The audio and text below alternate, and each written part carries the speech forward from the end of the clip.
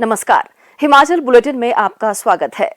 Corona के खिलाफ जीतेंगे हम ये लड़ाई, टीका लगाने में ही है सबकी भलाई। 18 वर्ष से अधिक आयु के व्यक्ति टीकाकरण के लिए पंजीकृत करवाएं। पंजीकरण के लिए www.cowin.gov.in अथवा selfregistration.cowin.gov.in पर लॉगिन कर अपना मोबाइल नंबर दर्ज करें। मोबाइल पर प्राप्त OTP नंबर दर्ज करें और सत्यापित करें। फॉर्म के अनुसार विवरण भरें और स्वयं को पंजीकृत करें। टीकाकरण के उपरांत भी 3 बहुमूल्य नियम अवश्य अपनाएं। हमेशा मास्क पहनें, अपने हाथ साबुन और पानी से नियमित तौर पर अच्छी तरह धोएं, दूसरों से उचित दूरी बनाकर रखें। अब पेश हैं आज के समाचार। प्रधानमंत्री श्री नरेंद्र मोदी ने आज नई दिल्ली से वर्चुअल माध्यम द्वारा प्रधानमंत्री किसान सम्मान निधि योजना के तहत न्यूनतम आर्थिक लाभ की 8वीं किश्त जारी की। इस किश्त के तहत 9.5 करोड़ से अधिक किसान परिवारों को लगभग 20,000 करोड़ रुपए वितरित किए गए। किश्त जारी करने के बाद प्रधानमंत्री श्री नरेंद्र मोदी ने किसान लाभार्थियों के साथ बातचीत की। मुख्यमंत्री श्री जयराम ठाकुर भी शिमला से वर्चुअल माध्यम द्वारा कार्यक्रम में शामिल हुए। उन्होंने प्रधानमंत्री किसान सम्मान निधि योजना की 8वीं किश्त जारी करने के लिए प्रधानमंत्री श्री नरेंद्र मोदी का आभार व्यक्त किया। मुख्यमंत्री ने राज्य में इस योजना के तहत प्रगति की समीक्षा करते हुए कहा कि यह योजना 24 फरवरी 2019 को श्री नरेंद्र मोदी द्वारा आरंभ की गई थी, जिसके तहत आय सहयोग के तौर पर छोटे तथा सीमांत किसानों को 6,000 रुपए प्रतिवर्ष की राशि 2,000 रुपए की 3 बराबर किश्तों में दी जा रही है।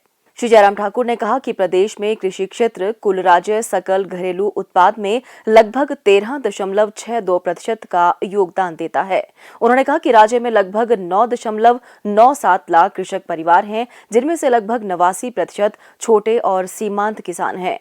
उन्होंने कहा कि प्रधानमंत्री किसान सम्मान निधि योजना के तहत अब तक 9,26,963 पात्र किसानों को 1,355 करोड़ रुपए की सहायता प्रदान की गई है। मुख्यमंत्री ने कहा कि राज्य सरकार ने कृषि क्षेत्र के लिए विभिन्न योजनाओं के तहत वर्ष 2021-22 के लिए 642.47 करोड़ रुपए का बजट प्रावधान किया है। उन्होंने कहा कि राज्य सरकार ने किसान समुदाय को लाभान्वित करने के लिए मुख्यमंत्री नूतन पॉली हाउस परियोजना, कृषि से संपन्नता योजना, कृषि कोष, प्राकृतिक खेती खुशहाल किसान योजना, जायका चरण 2, जल से कृषि को बल योजना जैसी अनेक योजनाएं आरंभ की हैं। इस अवसर पर प्रधानमंत्री ने वर्चुअल माध्यम से किसानों को संबोधित करते हुए कहा, इस कोरोना काल में भी देश के किसानों हमारे कृषि क्षेत्र में अपने दायित्व को निभाते हुए अन्न की रिकॉर्ड पैदावार की है। आप कृषि में नए नए तरीके आजमा रहे हैं। आपके प्रयासों को पीएम किसान सम्मान निधि की एक और किस्त और मदद करने वाली है। आज अक्षय तृतीया का पावन पर्व है। कृषि के नए चक्र की शुरुआत का समय है और आज ही करीब 19,000 करोड़ रुपए किसानों के बैंक खातों में सीधे ट्रांसफर किए गए हैं। इसका लाभ करीब करीब 10 करोड़ किसानों को होगा। साथियों, पीएम किसान सम्मान निधि से छोटे और मझोले किसानों को अधिक लाभ हो रहा है। आज के कठिन समय में ये राशि इन किसान परिवारों के बहुत काम आ रही है। अभी तक इस योजना के तहत देश के लगभग 11 करोड़ किसानों के पास लगभग 1,35,000 करोड़ रुपए पहुंच चुके हैं। मतलब कि 1.25 लाख करोड़ से भी ज्यादा सीधे किसानों के खाते में। इनमें से सिर्फ कोरोना काल में ही 60,000 करोड़ रुपए से ज्यादा पहुंचे हैं। जरूरत के समय देशवासियों तक सीधी मदद पहुंचे, तेजी से पहुंचे, जिसको जरूरत है उस तक पूरी पारदर्शिता के साथ पहुंचे। यही सरकार का निरंतर प्रयास है। कोरोना की मुश्किल चुनौतियों के बीच जहां किसानों ने कृषि और बागवानी में रिकॉर्ड उत्पादन किया है, वहीं सरकार भी हर साल एमएसपी पर खरीद के नए नए रिकॉर्ड बना रही है।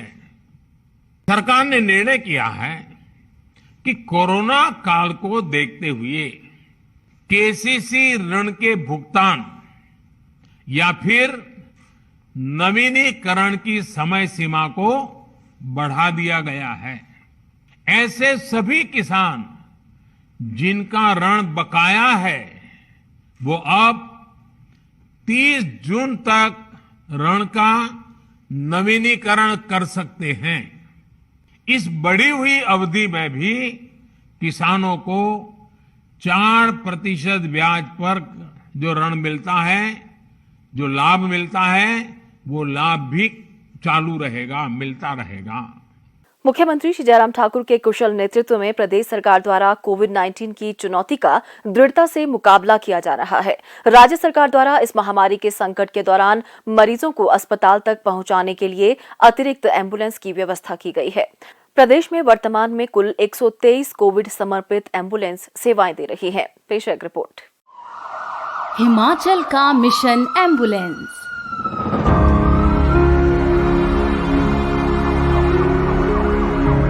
कोविड-19 की चुनौतियों का हिम्मत से मुकाबला कर रही हिमाचल सरकार मरीजों को सही समय पर सुरक्षा और सुगमता से अस्पतालों तक पहुंचाया जा सके, इसके लिए राज्य में चलाई जा रही हैं अतिरिक्त एम्बुलेंस सेवाएं।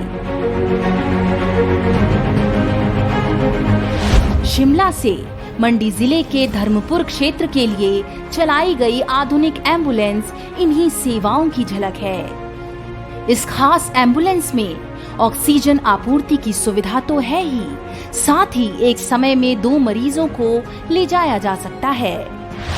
इसके अतिरिक्त सरकार ने कोविड मरीजों के लिए 33 अतिरिक्त एम्बुलेंस भी चलाई हैं। इसमें 13 एम्बुलेंस 108 सेवा वाली और 20 एम्बुलेंस 102 सेवा वाली शामिल हैं। प्रदेश में इस समय कुल 123 कोविड समर्पित एम्बुलेंस सेवाएं दे रही हैं। 60 एम्बुलेंस 108 सेवाओं के लिए, 63 एम्बुलेंस 102 सेवाओं के लिए। इनमें से 21 एम्बुलेंस को सैंपल एकत्रीकरण के कार्य में लगाया गया है। ज्यादा से ज्यादा सैंपलिंग और ट्रेसिंग कोविड से मुकाबले का अहम अंग है। एम्बुलेंस जैसी सेवाएं कोविड की इस मुश्किल घड़ी में जनता के लिए मददगार साबित हो रही हैं। मुख्यमंत्री जयराम ठाकुर खुद कोविड से जुड़े प्रयासों की निगरानी कर रहे हैं। तो अगर आपको या आपके परिवार में किसी भी कोविड मरीज को अस्पताल ले जाने की जरूरत है तो तुरंत डायल करें 108 या 102 नंबर। एम्बुलेंस के लिए 1100 नंबर पर भी कॉल किया जा सकता है। इनके अतिरिक्त ब्लॉक मेडिकल ऑफिसर से संपर्क कर एम्बुलेंस की सेवा प्राप्त की जा सकती है। कोरोना से डरना नहीं, जीतना है। मुख्यमंत्री श्री जयराम ठाकुर ने प्रदेश के उपायुक्तों को कोविड-19 से संक्रमित मृतकों के अंतिम संस्कार को केंद्रीय स्वास्थ्य एवं परिवार कल्याण मंत्रालय द्वारा इस संबंध में जारी दिशा निर्देशों तथा प्रोटोकॉल के अनुसार सुनिश्चित किए जाने के निर्देश दिए हैं, ताकि मृतक के परिवार सदस्यों को कोई असुविधा न हो। श्री जयराम ठाकुर ने आज शिमला में कहा कि इस संबंध में 12 मई 2021 को दिशा निर्देश जारी कर दिए गए हैं। मुख्यमंत्री ने कहा कि संबंधित जिले के उपायुक्त यह सुनिश्चित करें कि कोविड-19 के मरीजों के शोक संतप्त परिजनों को मृतक के अंतिम संस्कार में जिला प्रशासन का पूरा सहयोग व सहायता मिले। उन्होंने कहा कि शहरी क्षेत्रों में संबंधित नगर आयुक्त, शहरी स्थानीय निकायों के कार्यकारी अधिकारी तथा सचिव नोडल अधिकारी होंगे। इन अधिकारियों को अस्पतालों से समन्वय बनाकर कार्य करना चाहिए तथा मृतक व्यक्ति के अंतिम संस्कार के लिए PPE kit, dead body bag, disinfectants, sanitiser, waste disposable bag आदि संसाधन प्रदान करने चाहिए। श्री जयराम ठाकुर ने कहा कि ग्रामीण क्षेत्रों में इस उद्देश्य के लिए खंड विकास अधिकारी अपने संबंधित क्षेत्रों में नोडल अधिकारी होंगे। उन्होंने कहा कि खंड विकास अधिकारियों को अस्पतालों, प्राथमिक स्वास्थ्य केंद्रों, पंचायतों, पंचायत सचिवों और पटवारियों के साथ समन्वय से कार्य करना चाहिए।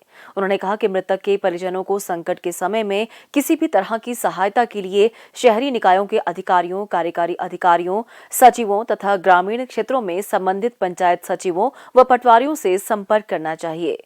मुख्यमंत्री ने सामाजिक, धार्मिक तथा गैर सरकारी संस्थाओं से कोविड-19 के कारण मृत व्यक्ति के अंतिम संस्कार में शोक संतप्त परिवार के सदस्यों को पूरा सहयोग प्रदान करने का भी आग्रह किया।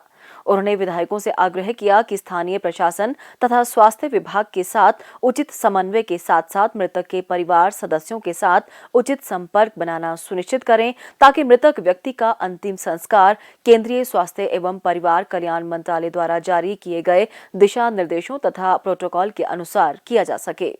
स्वास्थ्य एवं परिवार कल्याण विभाग द्वारा दोपहर 2 बजे जारी बुलेटिन के अनुसार प्रदेश में कोरोना संक्रमण की जांच के लिए आज 2941 लोगों के सैंपल लिए गए, जिनमें से 578 लोगों की रिपोर्ट नेगेटिव पाई गई है, जबकि 2272 लोगों की रिपोर्ट आना बाकी है। अभी तक 17,18,00,000 लोगों की जांच की जा चुकी है, जिनमें से 15,43,546 सैंपल की जांच नेगेटिव पाई गई है। प्रदेश में कुल 1,51,597 लोगों में कोरोना वायरस के संक्रमण की पुष्टि हुई है, जिनमें से 1,11,621 लोग इस बीमारी से ठीक हो चुके हैं और 37,789 व्यक्ति उपचाराधीन हैं। हिमाचल बुलेटिन देखने के लिए सब्सक्राइब करें YouTube channel DPR Himachal, follow करें ट्विटर @DPRHP, लाइक करें Facebook page information and public relations department Himachal Pradesh, visit करें वेबसाइट www.himachalpr.gov.in। इस अंक में इतना ही। कल फिर होगी मुलाकात। दीजिए इजाजत। नमस्कार।